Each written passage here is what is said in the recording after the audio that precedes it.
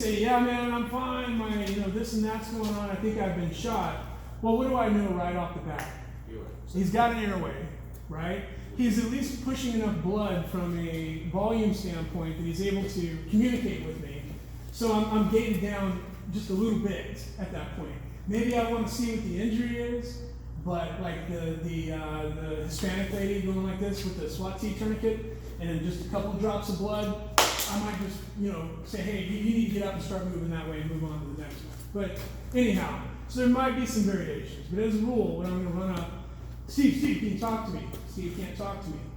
One of the first things I'm going to do is I'm going to see if he's breathing, and I'm going to start checking out. I'm going to start checking out the head.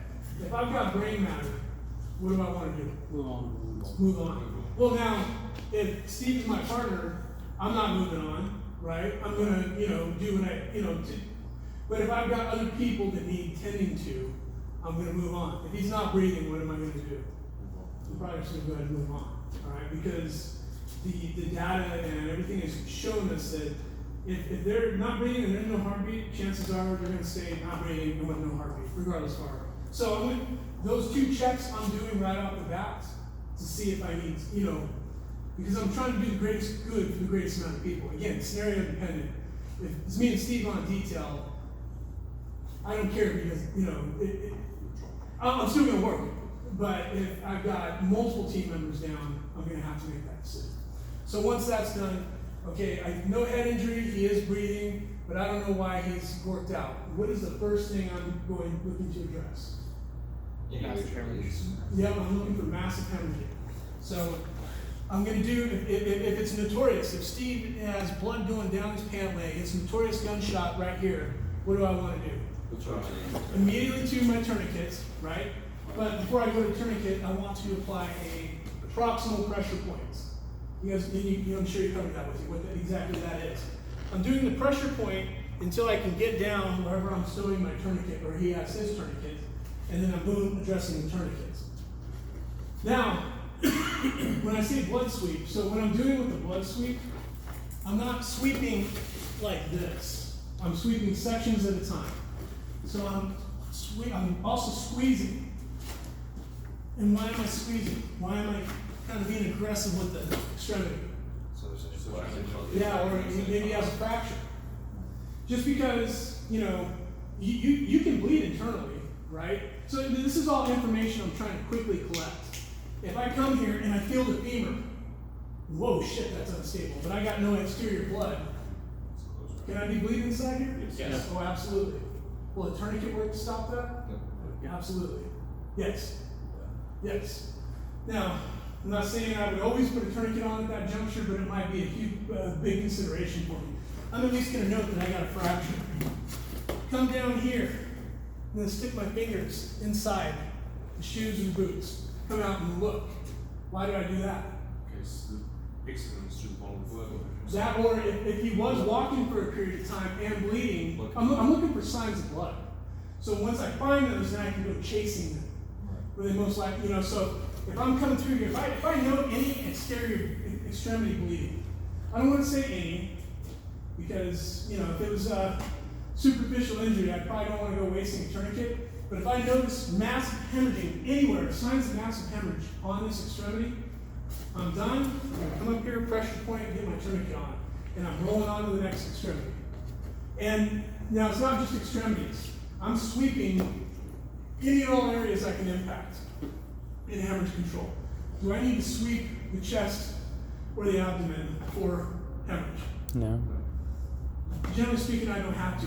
A lot of medics would like to do that, okay? I opt not to really worry about the chest right now, because even if he is bleeding outside of his chest, how do I control that? Chest seal. Chest seal is not going to control the bleeding. Well, if he has a wound, if he has an injury. He needs a surgeon. As well. What I'm looking to do first is put on tourniquets. I want to put on tourniquets, so I'm looking for a place to put on a tourniquet.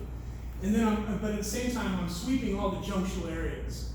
Now, I'm not trying to get cute, but I'm going to come up here, up into the crack of his ass. I'm coming through, and I'm going to look. Right? I'm sweeping any of those areas that I can have any impact on. I'm looking. Armpits. Can we bleed out? Yeah. Right? We've got brachial artery running here, but then inside the chest here, we've got those subclavians. Right, so there's vasculature here that we can bleed anywhere in our body, but these are places that I can have an impact on, whether through tourniquet or wound packing. So that's what I'm looking to do throughout this whole process. I'm looking for where can I put on a tourniquet, where can I wound pack. Now, quick question. Steve has obvious blood just dumping out of his hip right here, junctional injury. I cannot get a tourniquet on it. But then he's got an amputation of the arm here, and it's got profuse bleeding as well. What do I want to handle first? So you're trying to do the it's the quickest fix. Well, this thing's dumping blood. He already answered. You understand? I'm gonna, as a rule, I'm applying the tourniquet first because that takes me 20 to 30 seconds. Where this is a minimum of 3 to 5 minutes at a minimum. That's just the wound packing. That's not counting how long it's going to take me to manipulate a bandage if I have to go to that. And if I've got this, even if it's just moderately bleeding, and I'm concentrating here, I can easily waste 15 minutes here, and that is just all for naught. So, as a rule, tourniquets go on first, and then we move on to our wound packing. But again, I come through, and you see how I'm pulling this up close to my face? Because if it's nighttime, I might not be able to see any blood. If I have gloves on, I may or may not feel it. But what else do I have going for me? I got a smell of iron, the presence of blood. I know something's bleeding here. So once I do all my blood sweeps, that's when I'm containing massive hemorrhaging. Again, I'm not too concerned about the injury where he's bleeding out his head. Because there's nothing I can't have an impact on that right now. I'm trying to get through massive hemorrhage as quick as I can. I'm looking for any signs, okay, I'm good. I've either applied a tourniquet where I thought, or I wound packed. Now what do I need to do? Cover down. Airway. Right up here the airway. Alright? Open up, look, listen, and look. Is there any debris? Is there any crap? Is there anything? How is he breathing? Is he able to move? Is there any stridor? You guys know what stridor is? Upper airway noise. Yeah, it could be caused by a variety of things.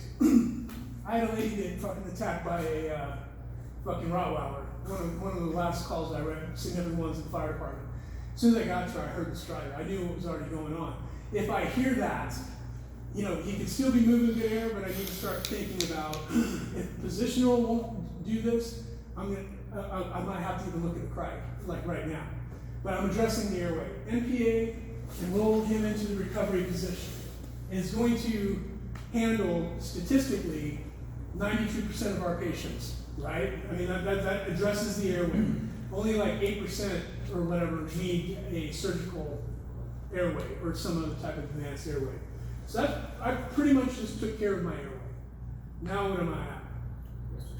Yeah, respiration. So we've got airway, which is, pretty much from the thyroid cartilage up.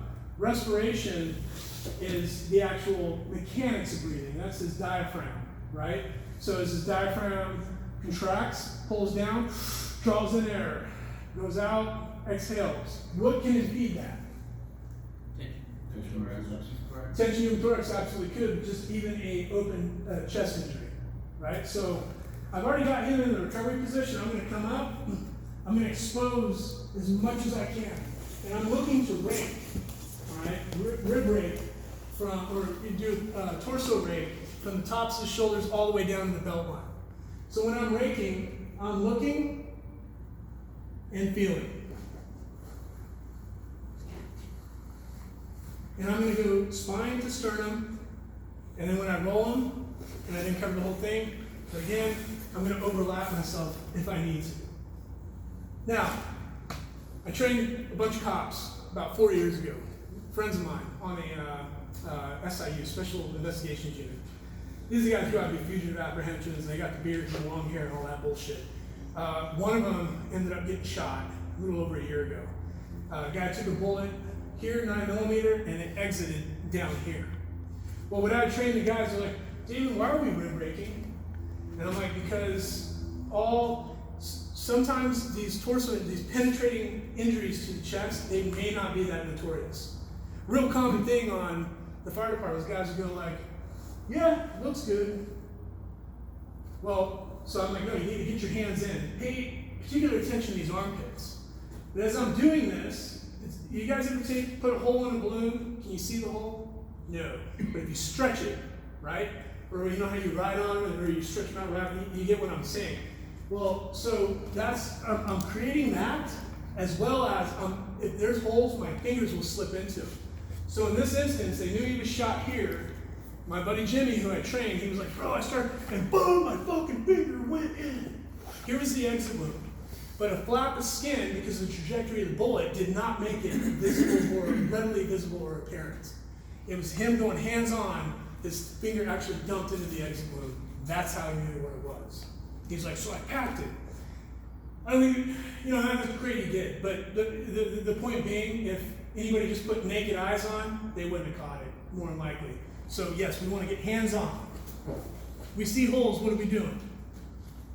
Sealing them up, right? Okay, seal them up, and then and it's just something we need to register in our head. We need to start thinking on down the line of tension pneumothorax, possibly having a needle. If I see that Steve has entrance wound or whatever and no exit, what am I thinking? Into the chest wall. I'm thinking about a lot of different things. Like we're probably in big trouble because where did that thing go? So what would I quickly be thinking about? I'd be thinking, what's his pulse? Because that's going to lead me into the next thing, right? Where am I at on circulation? Do I have a radial? I don't have a radial. I don't have. What do I think Steve is a likely candidate for? Yeah, he might be hemorrhaging. So he's now becoming a priority for resuscitation. But at the same time, because it's impacted here, I really need to pay attention to his respiration status. Is he able to move air? Do I have any paradoxical movements? Because now at this point, because I identified that, I might start looking at needle decompression sites. And I might end up doing that if I feel like it's warranted, if I'm seeing some telltales or some red flags.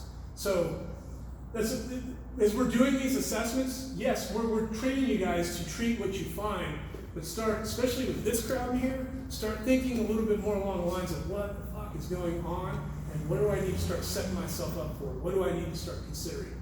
So there's our respiration. We're talking about the mechanics of breathing. How well is everything working here? And what do I need to do to have an impact on it? Check pulse. There's my circulation for the medics in the room. This is when we're going to establish IV or IO access, right?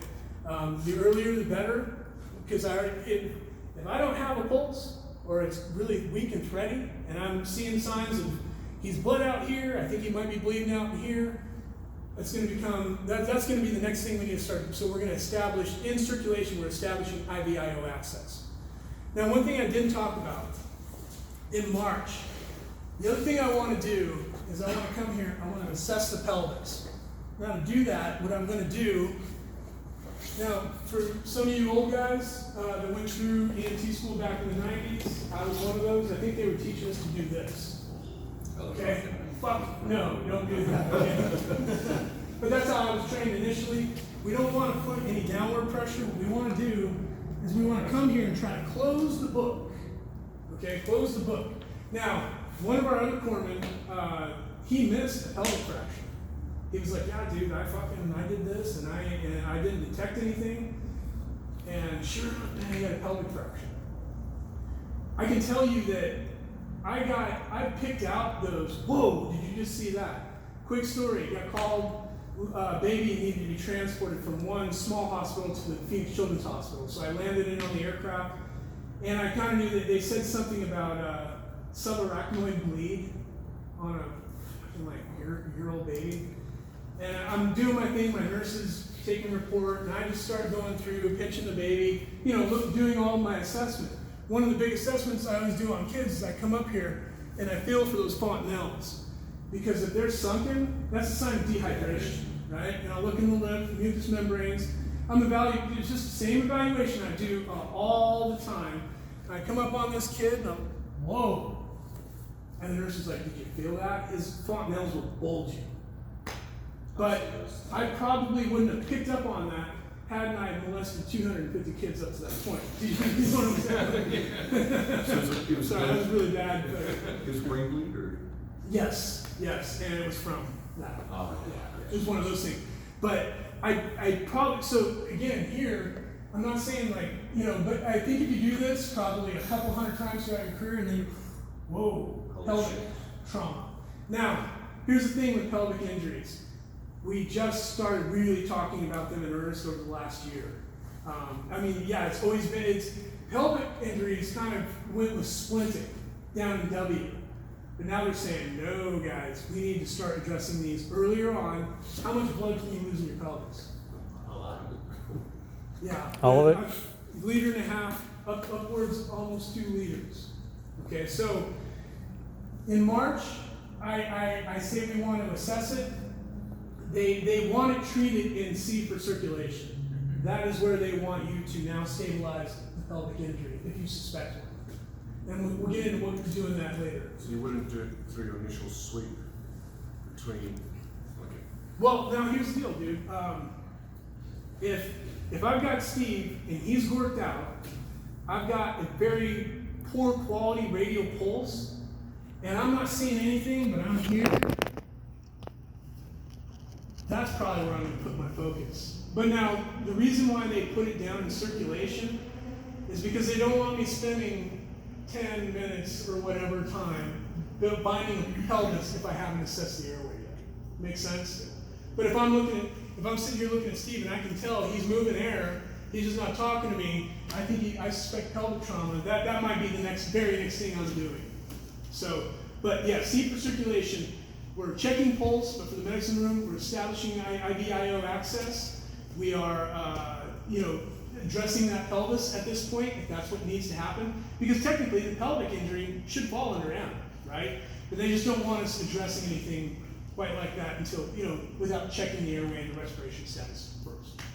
Okay, so I've knocked that out, and now I'm at H. Head and hypothermia. So hypothermia, put a blanket on him, right? Get him covered. I don't want to lose any additional body heat. If he has wet clothes on, whether blood soaked or because of weather or whatever we're involved in, I want to try to get into a position to where I can remove those wet clothes. If he is on the cold, hard ground, I would like to get him preferably onto an insulated surface. I don't want any more diminishment of body heat. Now, based on this, and I'm thinking H, head. Is head my concern, really? Based on everything I've collected up to this point, and I know I've gone through a few different injuries in there. I got Steve, the gunshot wound here, I talked about tourniquet, and I got an unstable pelvis. Is head my consideration? No. No. So I'm looking at permissive hypotensive resuscitation. That's where I'm now dropping. Well, I should have already been dropping that in C, but that's, if that's making sense. That's kind of the flow of things. All we're really looking for is just for you guys to do March, but but then we have pause too, right? So that's where we're throwing in everything else. But March is what is going to kill everybody in this very short while. These are the things we need to aggressively treat and in a very timely fashion. So another trick, and I kind of messed it up, but so if I've gone through everything, and I did not detect the pelvic injury. I did not detect, which all this might be highly unlikely. And I come back around, why is he worked out? One of the other things I'm going to do is put a finger up his rectum and come out and look. Because if he is bleeding internally, you know where it's going to manifest? Down there. All right. Let's do it. Can we film this? Might as well go before lunch. You don't want to go there after.